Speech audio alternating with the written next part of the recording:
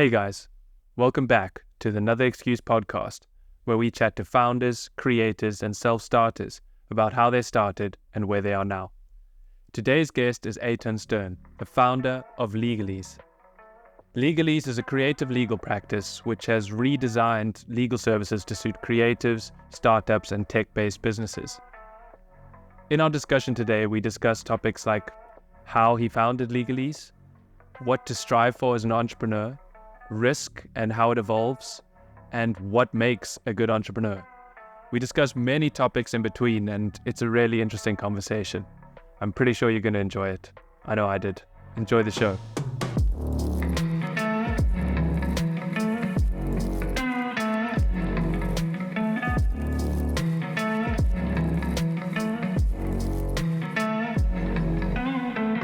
Hi, Eitan. Thanks for joining me today. I'm looking forward to getting into Legalese and many other topics. But to start, could you tell us a bit about yourself, where your entrepreneurial journey started and how you got to where you are today? Sure.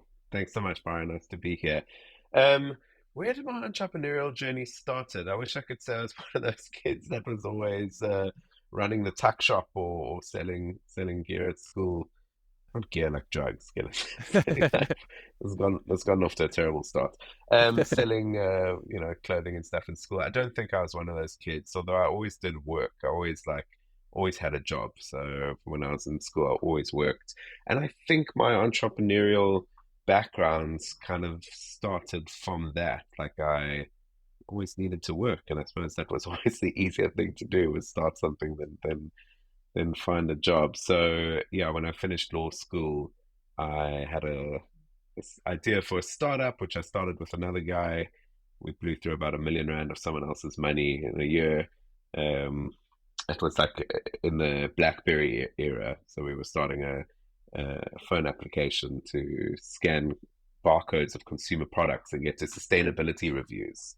And that was kind of like 2011 or something. So BlackBerry era, I think iPhones are around in South Africa, but barely. So pre the kind of sustainability boom, pre iPhone was mobile boom. So it was wrong place, wrong time, wrong people, basically. Um, and yeah, so I think I always did like entrepreneurship, but then I went and got a job as a lawyer after that, and that didn't work. And then you moved on to starting a company called Legalese. How does Yeah, Legalese work and what exactly is it? cool. So yeah, so I worked articles, worked in a law firm, and kind of learned I learned how to be a commercial lawyer. And I think I was more surprised than anyone that it turned out I was good at being a commercial lawyer. I had like long dreadlocks at the time and was into sustainability and technology, and suddenly I suddenly found the skill that I could do, which was a big surprise. I was trained by an excellent commercial lawyer in my articles, and when that job ended, my principal was kind of shutting down his practice. I like wanted to take this idea of commercial law, the skill that I had in like being a commercial lawyer, contracts, business structuring, and offer it to an industry which had nothing, no one offering anything to, and that was the that was the creative industry. So I started doing contracts for musicians, like literally I'd, some mix and blend, 7-foot sound system. Like I'd, doing contracts for like local musicians. And at the time I was trying to get a job at Spotify. And, so I was into the creative world, into the creative industry. I knew Spotify were going to hire me, and I just needed to make some cash until they did. And that was kind of the start of Legalese. It sort of started as a bit by mistake, a bit by chance. And I think it was, yeah, I think what I would call now like product market fit. It was like no one was doing this thing, it was needed. And so Legalese started off like as a legal practice for the creative industry, right? Doing what traditional practices did, but just doing it in a more accessible way, more affordable. Um, and what sort of happened from there is like our definition of creatives have just kept expanding. So at first, creatives were musicians, and when we kind of plowed through the musicians in town quite quickly, we had Rockin' the Daisies and Freshly Ground in our books. Suddenly it was like, cool, what about artists? What about photographers? A guy called Jonks Pillemer was my first photography client, and it was like, cool, he needed terms of engagement with his clients because he had not been paid a few times. And then, the creatives started using me in illustrators because they had design work, and that took us to creative agencies, right? And creative agencies, which are suddenly like big companies in the creative sphere, but run by creatives. It's no different to like an architectural practice, right? That's actually a very creative business, but just high paid and in a very, like professional industry.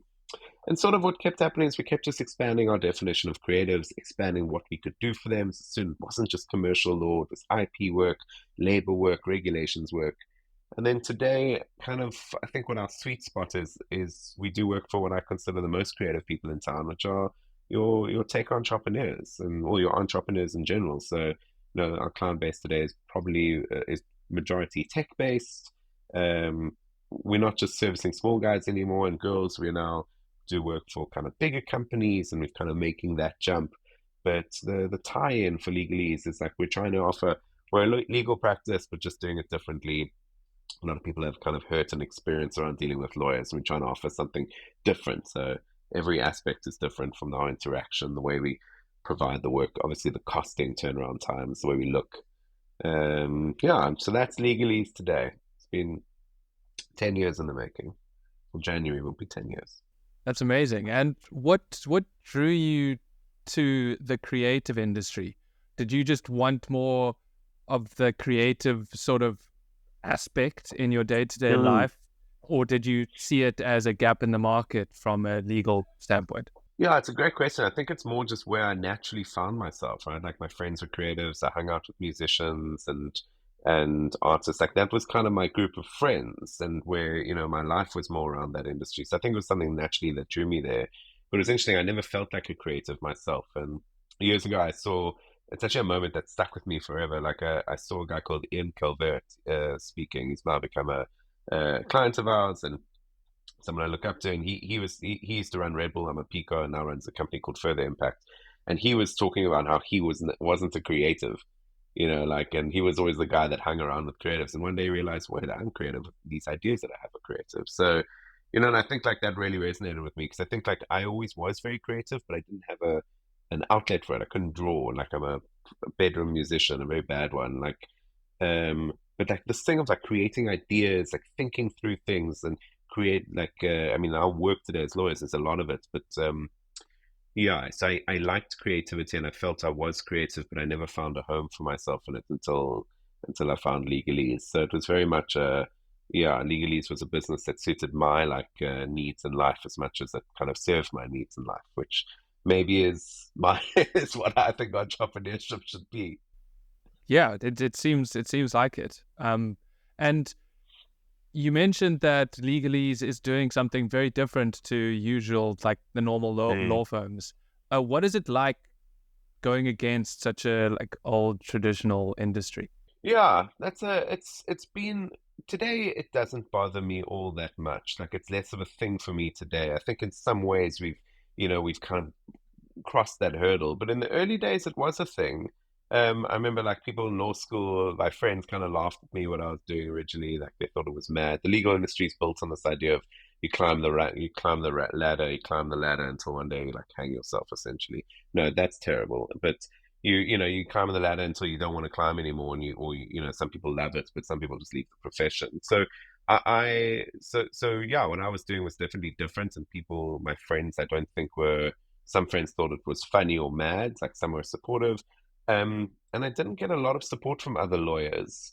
Yeah, I think the legal industry is not one which celebrates innovation and celebrates. It's like a traditional industry, and like people like things the way that it is. And then also like every new law firm is a different competitor. So I don't think I got a fortunate support, but there were specific people that like saw what I was doing, reached out to me, and that's like yeah, like Adrian Domisa from Domisa Attorneys. He like invited me to his office for coffee. He was like super supportive, and I was definitely a competitor in some ways to him. Unbelievable guy. Another lawyer, property lawyer, she saw what I was doing. So there were some people that were super supportive. I did have a run in with the Law Society at one point, because everything was for us was like about counter positioning. It was like lawyers are like this. How do we counter position ourselves to lawyers Yeah. and say we're not like that? And there was something up on our website that we'd put that they thought was well, a lawyer complained actually, and it was like too counter positioned, and so I did have a little run in. It was all kind of put to rest, but I did remove what was on our website. So it was sort of a mixed bag. But over the years, it's been amazing, right? Like I don't think what we did back then is that innovative anymore.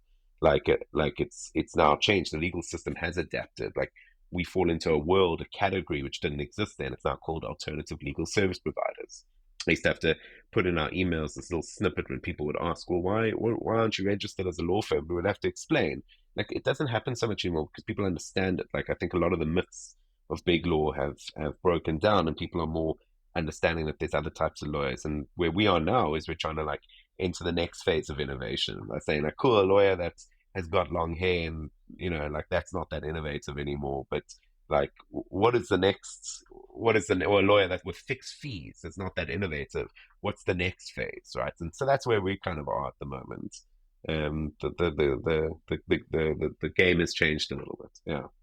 And what is the next phase? So what are you sort of looking towards to innovate? I mean, that's hard to say because I think it's hard to say in any industry, right? Like, I think I'm sure that Steve talked about that with your other guests. Like, we don't know what this AI thing looks like, right? We don't know what jobs look like in a year, 2 years. And I think like I'd be naive in thinking that AI doesn't have any implication on the legal industry. I mean, lots of people have coined the legal industry as the first one to where we'll all lose our jobs. So it could be that we're all out of all out of a job.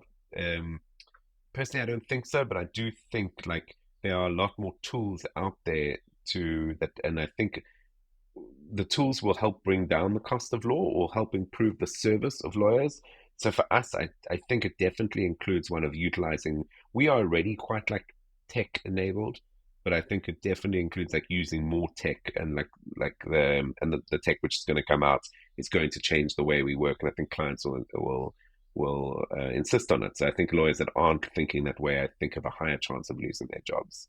Um, but I'm not a nihilist like that. Like I do also think like the service that a lawyer provides is a lot more than just that outcome. Like here's your contract. We're a shoulder to cry on, we're confidentiality, we're advice, we're all these different things. And I think people still need that. I'll give you one example. Like someone spoke to us a while ago about building the AI application, the AI of lawyer. It could draft your contracts for you. You could put all the terms in there, draft all for you. You'll never need a lawyer. I was like, cool. I think in my like close to like what 15 years of being a lawyer, 14, 12 years of being a lawyer, I think the amount of times that someone's come to me and said, here's my contract, here's my terms, this is what I need, please draft it. I think maybe once, maybe never. Like that's just not how people go to lawyers. People go like, here's a whole lot of factors and a question and a thing that I want to think about. What is the solution? So I don't know if AIs are going to be able to like interpret that yet. So I don't know if the thing of like you can replace the lawyer with a robot is there yet. Maybe it will be soon.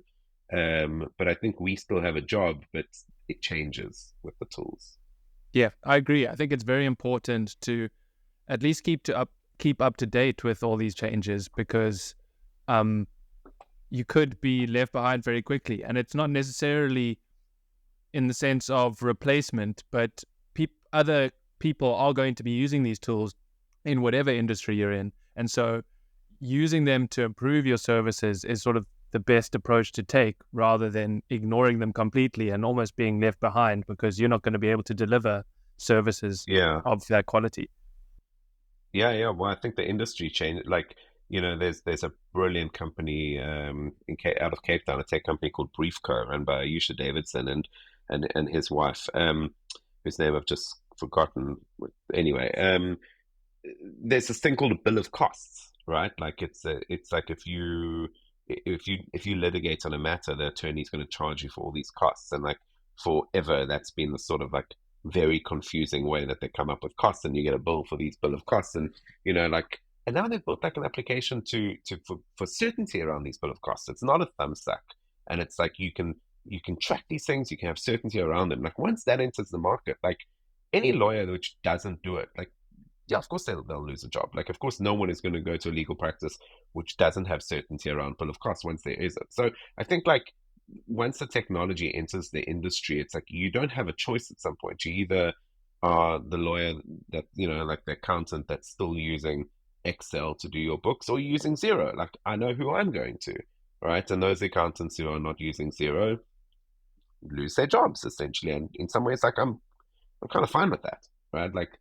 you should have obligation to like push what you're doing and get better at it. And I think lawyers do in many, many ways, right? Like law is all about keeping on top of it, keeping on top of the law, keeping on top of the trends. Um, but I think what technology does now is it says, cool, it's not just enough to keep on top of the law. It's like how you run your practice, how you cost, all these other things now matter. How quickly you can draft contracts, like all these things start to matter. Yeah. Yeah, and speaking of costs, from my basic Mm. knowledge of how traditional law firms charge, like you said, the bill of costs and usually billing per hour and that type of thing. Mm. And you guys did the counter of that, and you have your pricing visible per like task and also Yeah. retainers, and people can choose what type of services they want. Um, what caused you to take such a transparent approach to your pricing? Mm. I think I didn't know any better, to be honest with you. So in the early days, like we were definitely the first legal practice in South Africa to do it. I'd seen like a practice in the UK do it. And so when we launched, like I didn't know any better. I just, I figured the clients that we were selling to, and I think Legalese has always been client specific, right? Like we always need to think about what our clients want. Our client base they need to know what they're paying in front. Like I cannot believe that law firms still get away with a blank check that they can sign. It blows my mind because our clients would like if you if you put an extra rand on a bill which they weren't expecting, like you'll hear about it. So like, and I'm fine with that. Like I'm totally fine with that. But I knew our clients wanted fixed fees, so I put out fixed fees. And at the beginning, it was really easy running a business at the beginning because the stakes were quite low. Like I didn't need a hell of a lot to survive. I needed 20,000 rand a month, which was like my costs when I started Legalese, I had 20,000 rand. So in that first month, I needed to bill my 20 in order to kind of survive. Um, but 20,000 rand a month, it's like, it's not a mess. It was just me. I was, running the company from my bedroom. Um, and if I said if I could kind of commit to a time on a price to contract, so I was like, cool, if someone's going to pay me 3,000 rand for something, like, what do I care? I've got a whole month. All I need to do is like sell, five of those, three, six, nine, 20, yeah, five, six of those, and I'm done. Like it didn't make a difference to me. Um, so I think it was like a good decision up front, but I didn't know how much of a big decision it was. Um, because and over the years, like we've obviously got a lot better at that like now, so we use data, we collect a lot of data in the way that we provide our contracts. We're able to like adjust our pricing, and when it's too high we bring it down. When we're not making money of it, we put it up.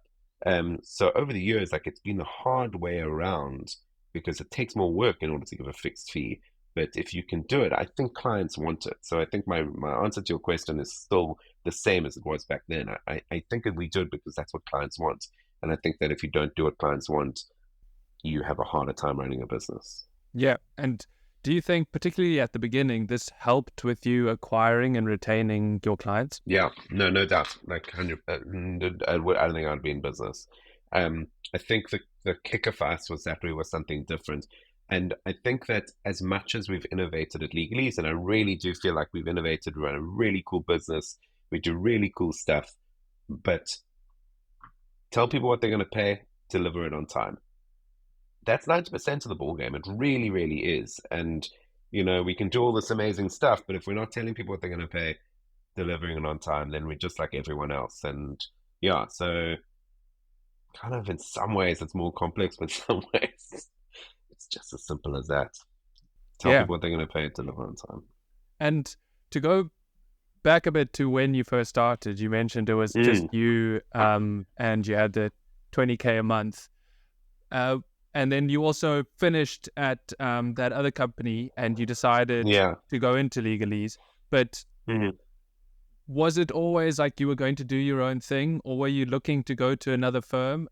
What was like the motivation behind deciding this path Yeah. rather than finding another job? So I think I would have been one of the many, many lawyers who leave the practice because yeah, I think like working in a law firm is a bit dry. And don't get me wrong, I had a great firm that I worked in, but like it's not a place which celebrates like authenticity or uniqueness. Like it's very much like a fit in file kind of place. Um, so you wear such uncomfortable shoes. Like I just could never have done it. So I don't think I would have worked in in a law firm. And I think many lawyers leave the practice because of that. Um, I was very happy that I studied law. I think law is a really good back end. I love law school, and I love the way being a lawyer teaches you to think. So I think I would have found a home somewhere in another company. Like as I said, I was gunning for that job at Spotify. Spotify, it was what, like Spotify hadn't launched in South Africa, so it was quite early, and that idea always like really resonated with me. I love that company, love their product. So um, that's what I wanted to do. Like I wanted to kind of get a job there. But I think when I discovered working for myself, it's a pretty addictive thing, to be honest with you. It's like I toy with it sometimes. I toy with the idea like, could I go get a job? Like, not that I'm looking for a job, but like, like could I go and work for someone like, I don't know, if Spotify now came and said like, here's this unbelievable job, right? Like here's this job, like this really, you get to help us do something amazing. Like, could I go and do something like that? And I think like in some ways, I think it would be amazing to work on an amazing project. In other ways, I think once you've been an entrepreneur, it's probably difficult to go backwards. People say like when you're an entrepreneur, you control your own time. That's absolute horse manure. I don't know if you can swear in your podcast. That's Yes, absolute you can. rubbish. Like you don't control your own time as an entrepreneur. Your clients control your time. You're never more at anyone else's mercy than when you're an entrepreneur. We get 2 weeks of the year when we shut down. Otherwise, yeah, you're on call. You're always on call. Um, so I don't know. I mean, I would like to. I don't know the answer to that. I have seen other people who had their own businesses that now have jobs and they seem pretty happy. But I don't know. I think like time will tell in my life. Like right now, I dig being an entrepreneur. I like having a team. I like being able to like direct my business of where my thinking goes. Um, and yeah, I like the life. I think a lot of my listeners, including myself, grapple with the fear and confidence aspect of starting your own thing. And Yeah. what gave you the confidence to start this and feel like you were the right person to solve this problem? Huh. It's hard to put myself back to the mind of a 26 or 27-year-old Eitan. Like, I don't exactly know. I think when you're young, you're like quite invincible, right? Like, you could do a lot more. I think like the so I don't know. I think at 25, like, or 27, however old I was, like, I don't think it's that much confidence, right? It's like 20,000 rand a month. Like, you can't do it for a couple of months. I don't know, you move back in with your parents. You'll be fine, you know? I've slept on train station floors in my life. Like, I don't know, like I've traveled a lot. Like, my standards were not that high, if you know what I mean? Like, but I think, like, that changes as you get older. Like, now, I'm like 30, 38, my word. I'm like 38 years old. Oh, so I must have been 28 when I started Legalese. 38 years old. I got a wife. I got a kid. I got a house with a bond. Like the risk factor has changed. And I don't know how I would deal with entrepreneurship now when you're risking so much more. So I think that thing that people talk about is a very, very real one. What I often say to people is if you're interested in being an entrepreneur, do it when you're younger. Like um so I don't know what gave me the other thing around confidence is that I don't recall anyone ever really offering me a job. So I wasn't like I didn't have people banging down my door being like, "Come take this amazing job." It would have been like going to another shitty job in a law firm. Spotify weren't hiring me. Like so I don't. I think it was to some extent I'm an entrepreneur out of necessity, which I'm kind of like, yeah. Like if I look around at everyone I know, literally everyone I know. My brother had a job for a little while as a data lead at a really cool company here, but he's now back to being an entrepreneur. Otherwise, every single person I know, everyone in my family, my wife, all of my friends, all are entrepreneurs of some sort. Either run their own businesses. My wife's a photographer; she works for herself, she's a freelancer. Like I think that's just the culture here, and I think it's a really amazing thing in South African culture that people that there is so much entrepreneurship. And maybe that does come down to the fact that there's just less jobs in South Africa, right? Like it will be interesting to see how that shifts now in the next couple of years when the hiring is a more global thing and it's easier to get jobs in different places. Maybe that shifts a bit. But I think for me, I didn't really ever have other options but to start my own thing. Um, and I don't know if I could speak from the position of a 38-year-old looking to become an entrepreneur. maybe that's why so many people get venture backed, because the risk appetite shifts.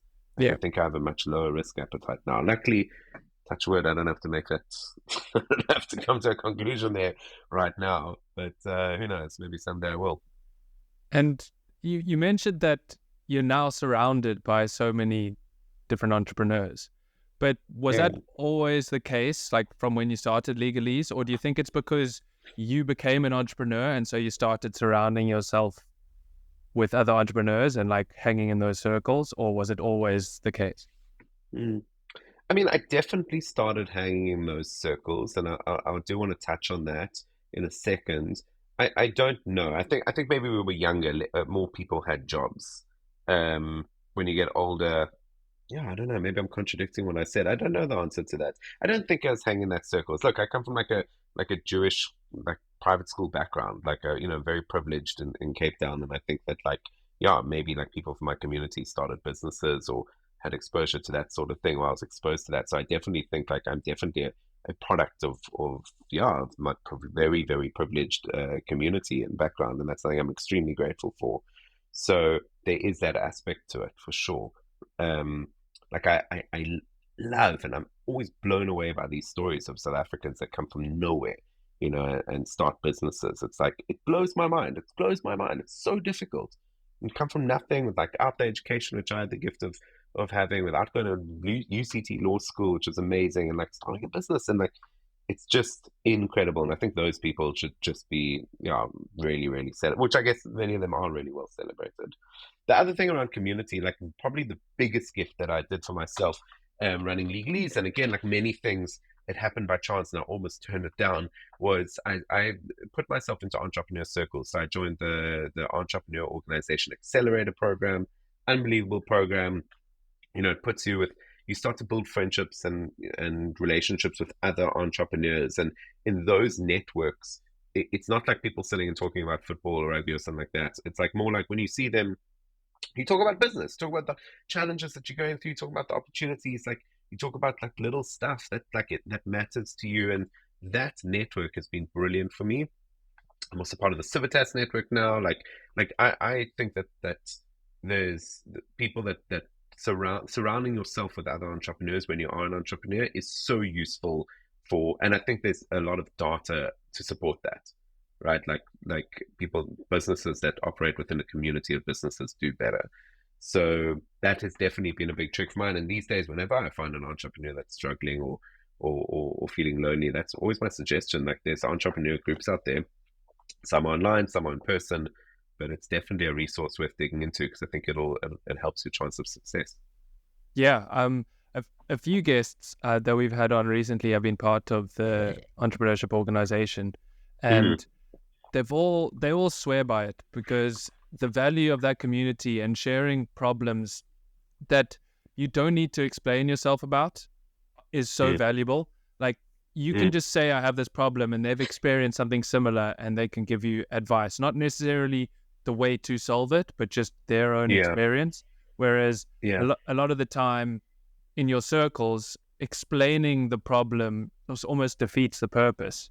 Yeah, I think it's also like the focus of the friendship. So for sure, yeah, there's you can have someone give you one experience share or make one contact for you that's going to save you endless hours of pain or like endless amounts of money. Like, and people have sold their businesses through that network just from like an introduction that's being made. So there's definitely that aspect of it.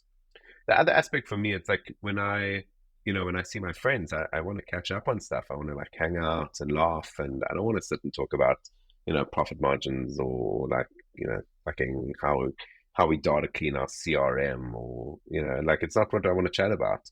And when I get home, similarly with my wife, like it's amazing, and I love my wife, and she's unbelievably involved in my business life. But I don't think she wants me to come home and be like, this client's really fucking irritated me, or like I'm, haven't been paid 50,000 rand by this one, and I'm stressed about it. Like, no, she wants like her husband to like hang out and chat and catch up with, and so like it's in some look if there's a serious problem, I talk to her about it, but it's not that she's not my business confidant. And so like this network has just been brilliant because you've got these people they want to hear about it. They want to tell you about it. They want to share how it's helped them. Also found a mentor through that organization. Unbelievable guy. Ryan Martin. He gives me he runs a huge business, and he gives me I take him out for breakfast once a month or so, and it's my power hour. Like, you can't, there's no amount of money you could buy that sort of like unbelievable value. And Ryan does it because he loves giving help to entrepreneurs. They're passionate about it. So, like, I think like that. I'm not saying it's just EO. Like, EO is amazing. There's other ones, but I think that idea of putting yourself into a network, other entrepreneurs, is a massively. It's like drinking a Red Bull for your business. Yeah, I don't want to coin that term.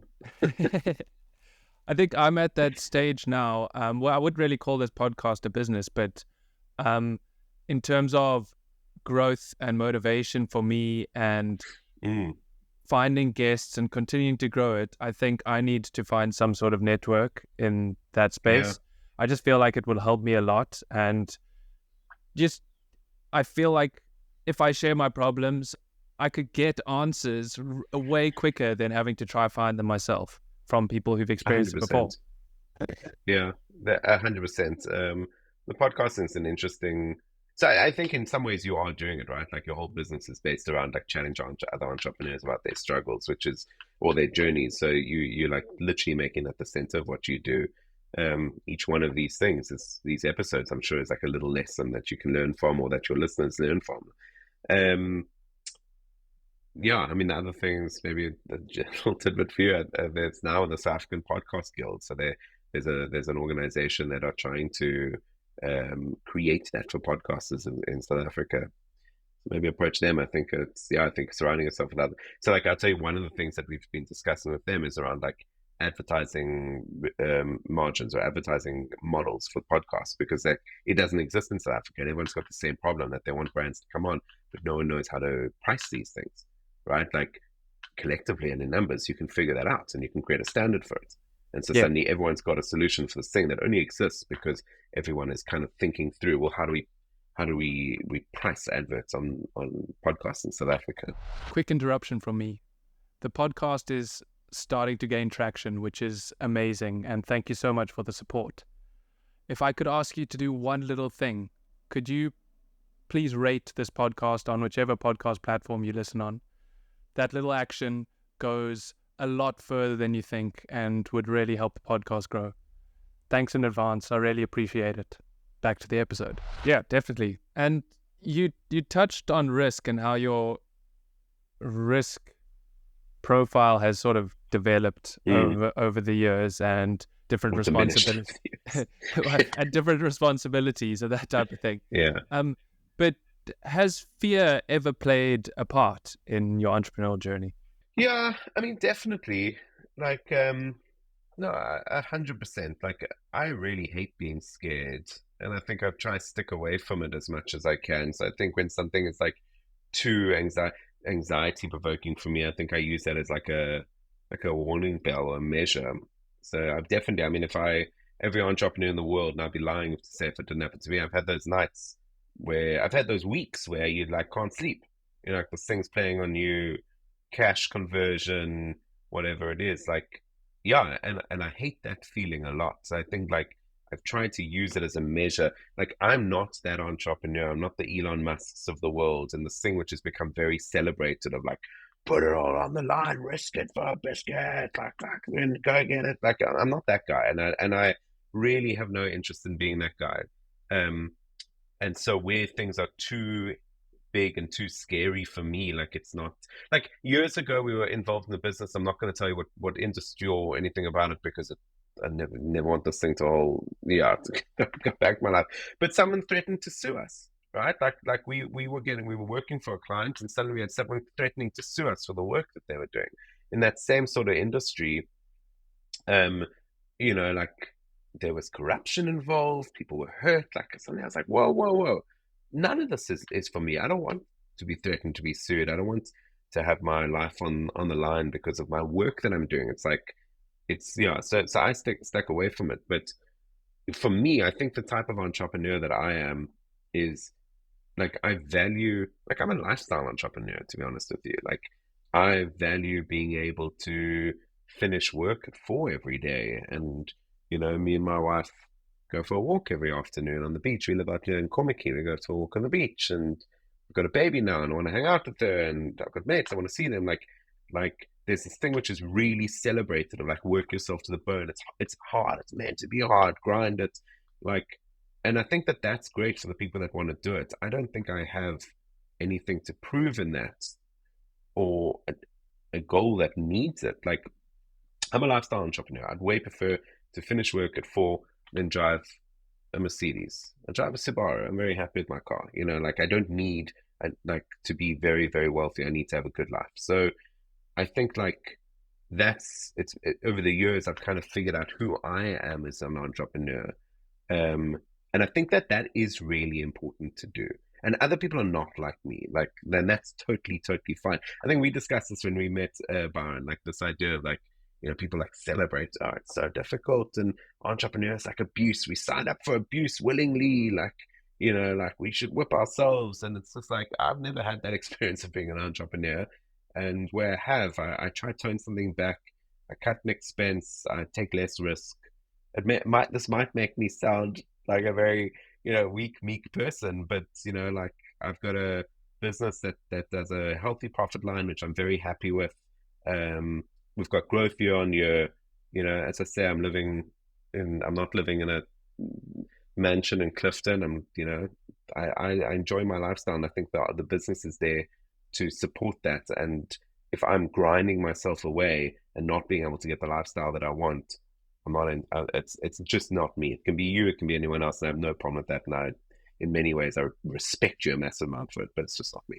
Yeah, I agree with you, and I think that is very important to understand what type of entrepreneur and what type of business you actually want to run, and build the business to actually suit you. Because I feel like a lot of people get caught up, especially like wannabe entrepreneurs, get caught up in that like entrepreneurship porn almost, where it is like drive yourself to the bone, like if you're not working like 20-hour days, like are you even working?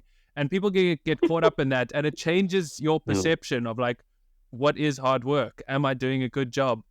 And you can start questioning yourself purely because other people are saying like their definition of hard work is different to yours, or their definition of what they're striving towards is different to what you're striving towards. Yeah, exactly. I think it's that thing of what you're striving for, right? Like I also am cognizant I'm never going to be Elon Musk. I'm never going to, and I think what he's doing is in many ways it's a nightmare, but in many ways it's unbelievable. Like these world changing technologies can only happen if you really murder yourself for it, and I think that's amazing. The other thing I want to just share a story with you. Maybe it's a slight overshare, but maybe that's the point of this podcast. So I had this conversation actually with a mentor of mine a while ago, and I came into this year quite stressed. Like we just had a baby earlier this year. Like finances are changing. My wife's not been working for a while. I was like, like figuring out how I was financially strapped, but Legalese, like fine, like cruising, hiring staff, like investing in new infrastructure, like moving offices, and so suddenly like Legalese has got all this cash and I've got less and less cash. And he was kind of like, what are you doing, mate? Like where how are you putting this together? And I said to him, I was like, well, listen, you don't exactly start your year by thinking, oh, am I going to do a renovation of my house? Like, what's my strategy according, like, what money do I need? What's my strategy for the business? He was like, wrong. Every year, me and my shareholders sit down, we look at what we need personally, and that is the first question we ask in deciding out the strategy of our business. And it was like a real game changer for me because, look, I think my business has matured to a point that this sort of thing is possible. So I want to preface this by saying, like, I wasn't having these conversations in year 1 and 2. I'm having these conversations in year 10. But, like now I'm looking at this by saying, yeah, this thing is supposed to support me, and it's not okay for me to be broke while my business is doing well. And so we need to change with that, and that has changed. And like it's paying myself a little bit more. It's kind of managing finances around understanding that I need to take something out of it, because what I've come to realize for me is the point of entrepreneurship. It's to run a business I can support my family and live a good life. Like, yeah, and balance that in a big way with saying, like, I think the product matters. Like what we do is really, really important. Like I don't think I would make the trade by saying, cool, you're going to be selling weapons to children and be able to have a good life. Like I think I believe in our product, right? We're selling affordable legal services to SMEs and entrepreneurs. Like I can go to bed. I'm not saving baby dolphins, unfortunately, but I go to bed considering myself like a small plus on the world instead of a small minus. So I think that is really, really important. On the other side, I think it is important to make sure that your life is good. Yeah. The last thing I want to say is I do think these things shift and change at some point. Maybe like we do discover this product that for me is worth, like, or this idea that's worth kind of breaking yourself over or changing the world. Like I can understand why Elon Musk would dedicate his whole life to, creating electric cars. Like that's an unbelievable thing, legacy to leave on the planet. Um, yeah, I think that for me it's just a little different at the moment. Yeah, I think it just depends on what stage you are at in life at the moment. And the story you mentioned, I feel like that is such a beneficial story to hear about. Like actually, you can pay yourself first, and you don't need to break your back if the company's doing well. I feel like that's very important. And so you mentioned you started Legalese like 10 years ago. Is there ever a right time to leave, or have you ever thought about that at all? It's an interesting one. I mean, yeah, I've definitely thought of it. I mean, I think of it like every couple of months when things get hard, like, when there's like the tough times or when you've got a lot of stuff on your plate, you obviously think about it. But I don't know if I've thought about it like, as a structured thing. I think the question for me, when is the right time to leave? I think it would be about leaving when I don't think I'm the right person for the job anymore. So suddenly, like all the stuff that I've been talking about, like there's a flip side to it, right? It's like for me, running a business that suits my needs and make sure I can live a good lifestyle and make sure my staff are like paid and like all that stuff is fine up until the point that it's like, what if that methodology is like holding the business back?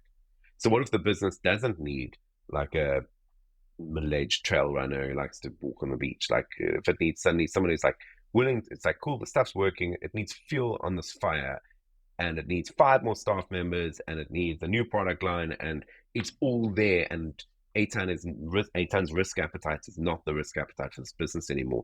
I think at that point, then I'm doing a disservice to my team. I'm probably, maybe not a disservice to my clients, but maybe to some extent, yes. But more to my team and to my business. Then I don't think I'm the right person. Then it is about cool exit to get the right person into this role. Someone that's, and in some ways, like we already are doing that at Legalese. So, like I have an unbelievable team. I have a management team now, and that management team are like geared around things which are much smarter than what I could have come up with. And like I'm not running all the strategy stuff at the moment, and I'm not running the execution at the moment. And like so, in some ways, like Legalese doesn't need me so much, and it's quite an amazing thing. It's quite a scary thing, and it does sort of you can take it personally if you're not careful. You really can. I can see how you can stuff everything up by taking it personally when you're wrong or taking it personally when other people like override you. I try not, well, I don't do it, and that's like a big focus of mine. But yeah, I think if Legalese didn't need me anymore, or I was the wrong person, then I think I would step away because I believe in the business, I believe in what we're doing, and I've got a team that like relies on me making that hard decision when the time is right so that they can have a future in this business. Yeah, that makes perfect sense. And is your whole team legally qualified, or do you have some management that just manage and aren't involved in the law side of things? Kind of. Although the ops manager has a law degree, funny enough, but that's kind of a coincidence.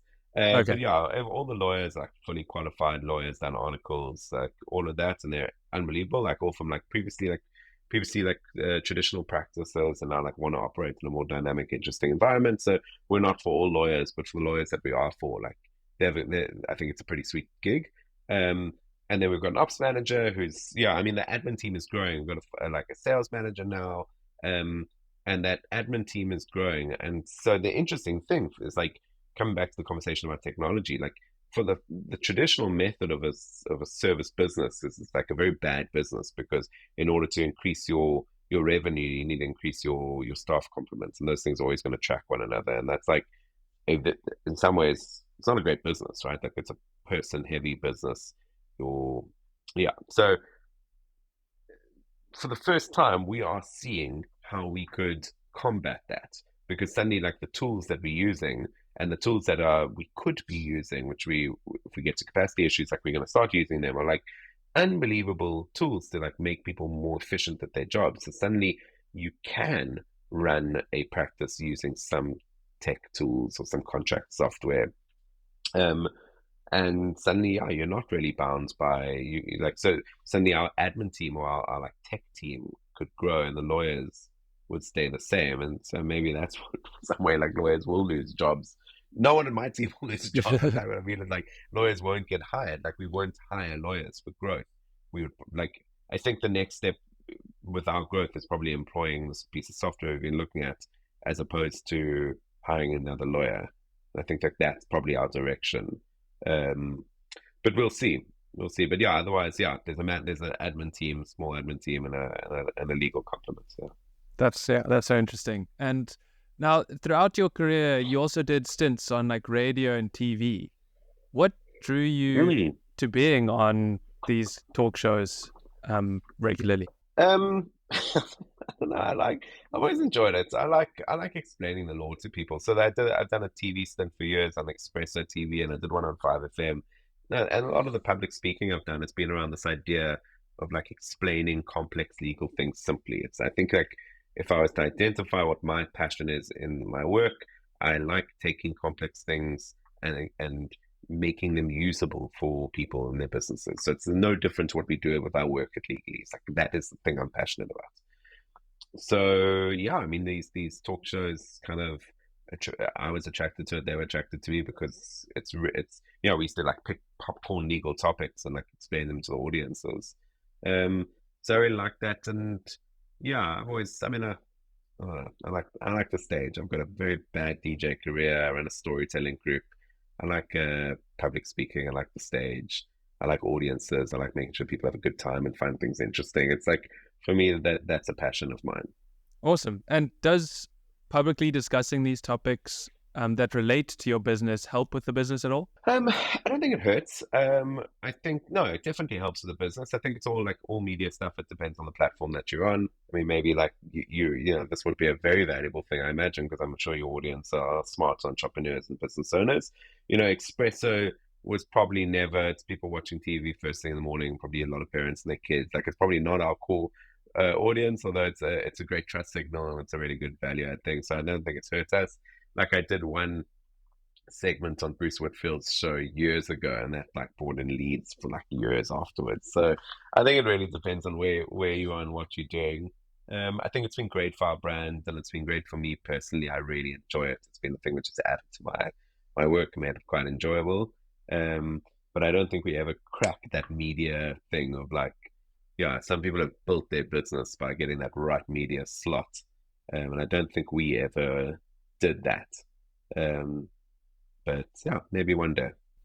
Yeah, I think it's tough, particularly with the amount of noise in media today. You've got to devote a lot of man hours and resources to actually make it worth your while, I think. Yeah, totally. I mean, those things for years, it was like a thing in our office. So it was always kind of whoever was the most junior. Because on Espresso and 5FM, it was always, I was on 5 with Nick Hammond for years. It was always the same thing. It was like, it was called The Burning Question on 5FM, and it was called So Now You Know or So Now What on Espresso. And so it was always the most junior staff member that we would get like the questions on the topic. They would have to put together a thing of research for me. And yeah, and sometimes when we had an intern, they would do it. It was sort of a rite of passage of Legalese, doing this research, and I always needed them like the morning before. And over the years, I mean, my wife will laugh at this when she listens to this podcast. Over the years, it would be like Sundays, because 5FM was always on a Monday morning. So like Sundays, I used to grab my computer and read through the notes and do a little bit more research. And by like the end of it, it was like, I'd kind of wake up in the morning and have a look at it. And I think, like, for me, that skill, and this was purposeful. Like, I always wanted to develop that skill of like being able to talk about complex things with little preparation. It sounds like a very weird skill. For me, I've always loved it, and it's one that didn't come overnight, and I practice it and continue to. I like being able to talk about things with no preparation. And yeah, that was a little test that I had every week. And to some extent, I did get a little naughty about it. And I'd really push myself sometimes and like leave the research or leave it till like the last minute and see if I could still do it.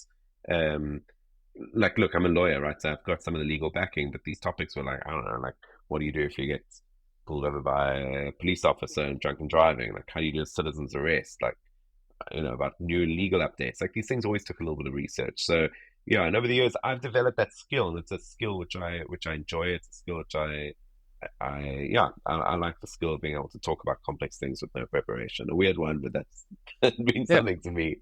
But yeah, it takes a lot. It did in the early years. Like it took years to build that skill. And I can relate to that, which is the reason why Yeah. I started this podcast, because I wanted Right. to Yeah. improve my speaking and speaking about topics like entrepreneurship. And Yeah. I wouldn't say I'm at the stage yet where I can just talk off the cuff. I still need the preparation, but Yeah. I'd say my preparation time is shortening. And that's also the reason. Like every week I have to put in the reps and I have to have discussions like this. Yeah. And I'm really So enjoying have it. you gone back? Question for you: have you gone back and listened to those early episodes of Well, your podcast? I edit them because also Okay. like we chatting now, because it is recorded, some guests may want to repeat an answer, or there might be a bit of a Wi-Fi delay, and so I go through and I cut out strange gaps that in the final edit would seem strange. If I asked a question, there'd be like 2-second wait, and then you'd come in. So I Okay. watch every episode back, and at the beginning Yeah, I okay. was saying way too many times. I used to say awesome as my response to every single answer. Every question, yeah. And so, yeah, it is fascinating that I was able to put in the rep so quickly because I can see my mistakes and then make a conscious effort to change those in the next one. Exactly. So I also run a podcast that's called Big Fish Stories. That's like also interviews with entrepreneurs, like big small business stories with big relevance to the world around them. And someone said to me after the first few episodes, they said something. They laughed at me. It was like they're like, oh, so let's dig into this point. And I realized I'd said it like 10 times on an episode or something. Oh, let's dig into this point. And so yeah, it's like once you can see it, you can pick up these things. I think your interview style is great, just by the way. Oh, thank Very you so much. interesting. Very I fun is talk, still iterating and trying to improve it, but like I said, it's so valuable just looking back and learning and making those small changes. And this is a slightly tough question, but what do you think makes a good entrepreneur? What makes a good entrepreneur? I think it's the same thing of what makes a good business owner. Well, I don't know. There's two aspects. I think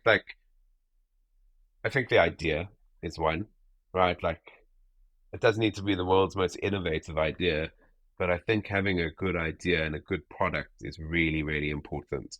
And that is a big gripe of mine around a lot of startup companies today, which is like, people consider raising finance as a metric of success. And it's like, it's really not a metric of success. You needed to convince one person that you had a good idea. That's one of my problems with like a lot of the funded startups today, right? Like I think when you're raising finance, like you need to convince one or two people that you have a great idea. It's very different to needing to convince customers and like lots of customers that you have a good idea. And I think like having a good idea is a really, really important part of it, like having a good product. I think that's one. I think secondly, I think there's a risk appetite thing. So being able to just go ahead and do it. Perfection, progress is better than perfection. I think that's been, people say it a lot, and I really think it's true. You got to just launch things down and dirty, get it out there and iterate as you go. And having the sort of guts to do that, or like the goal to do that, I think makes a good entrepreneur. I think that's maybe one of the bigger reasons that some people don't become entrepreneurs, because they struggle with that thing. And don't get me wrong, I understand why people would struggle with it. It's like counterintuitive for what we're taught in life, like get things right. But I think when you're an entrepreneur, you need to somehow, like 80% is often 100%.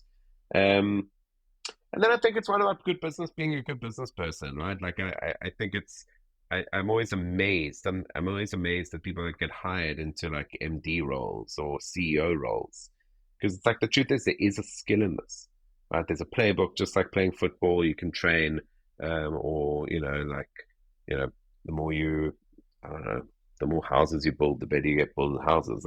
Like you do get, like, running a business is a skill set, and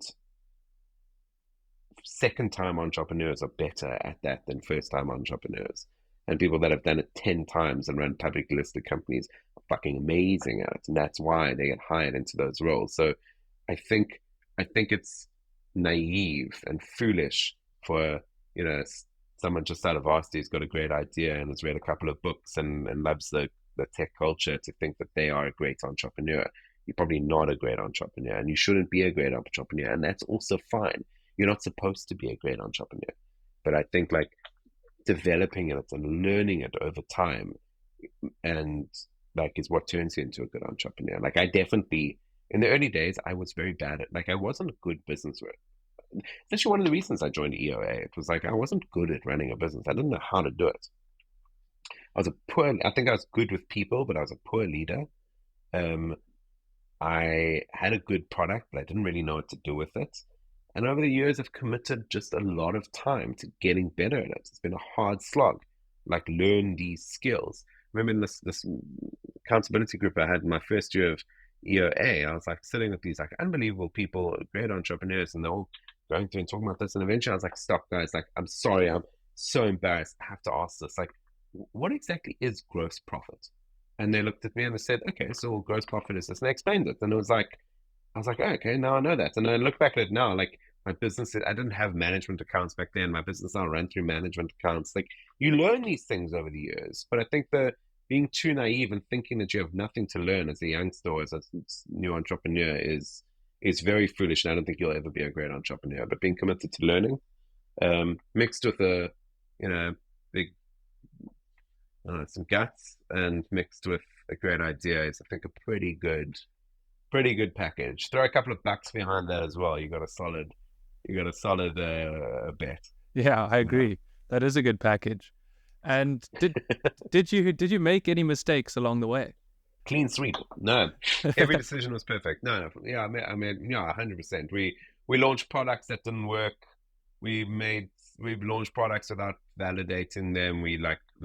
One point we thought people would buy legal services of, like, an e-commerce site. We built a whole e-commerce site.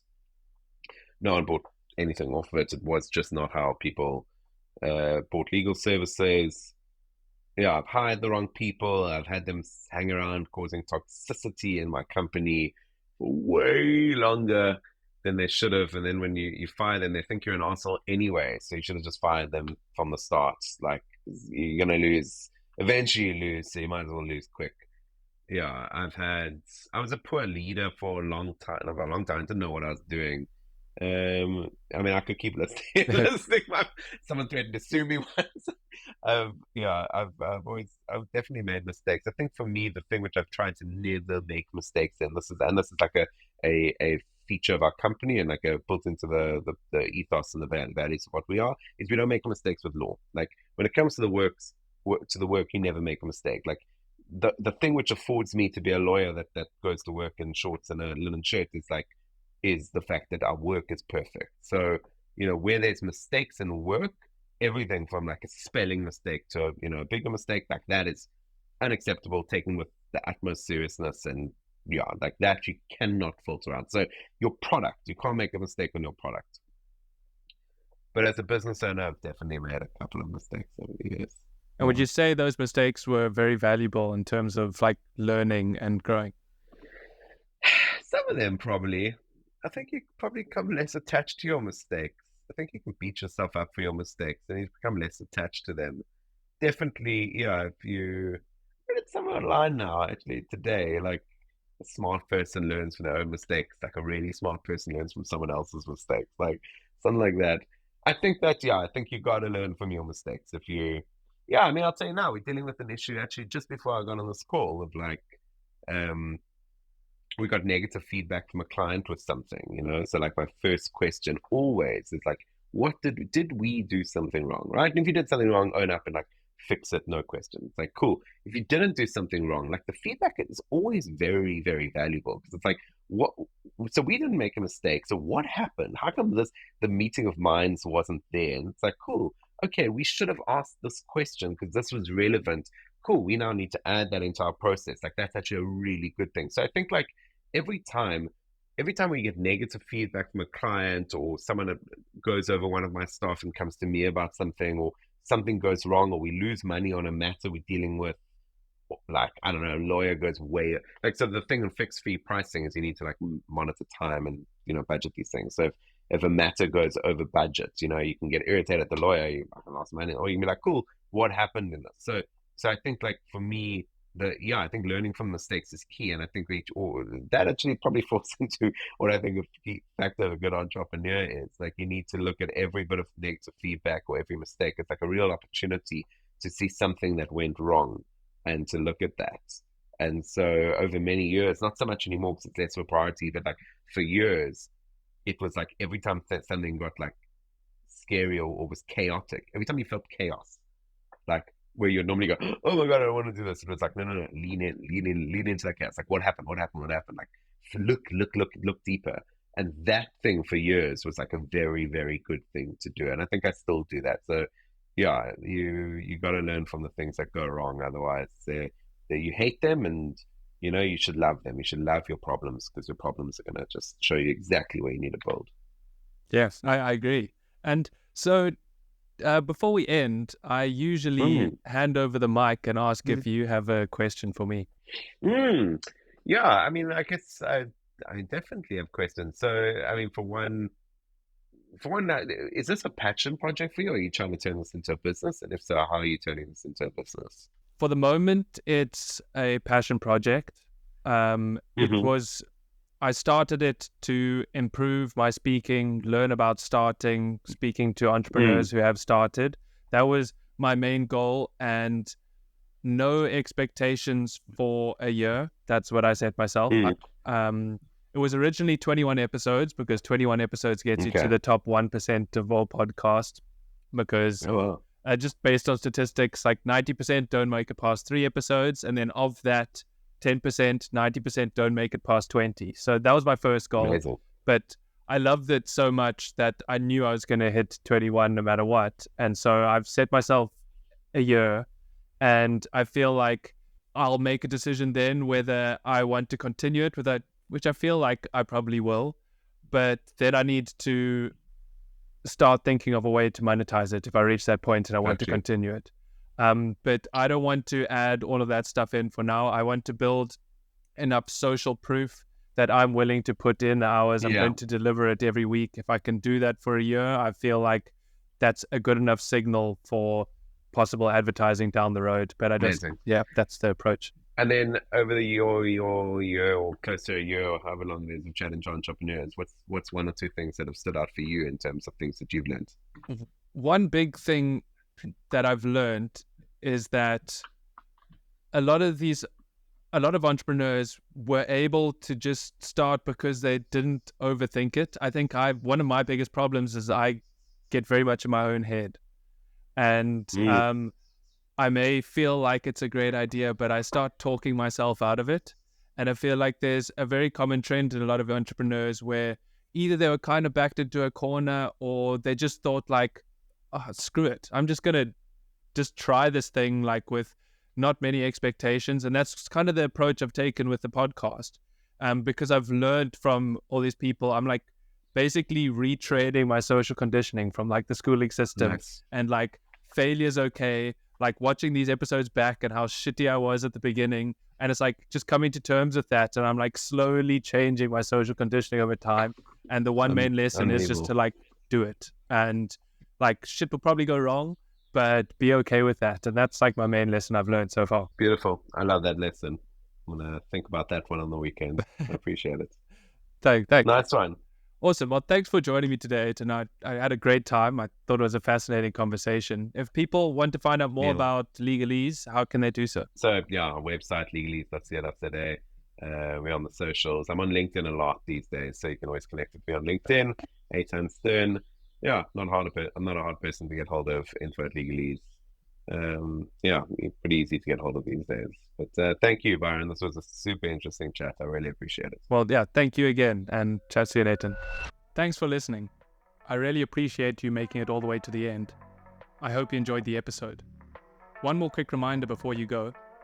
I have a weekly newsletter by the same name, Another Excuse, where I cover 4 topics: something that has changed my perception, a tool that could be useful to you, content that is actually worth consuming, and a concept that I try break down and explain. If this sounds of any interest to you and you need a kick up the arse, then you can subscribe at the link below. Thanks for joining me again, and I'll see you next week.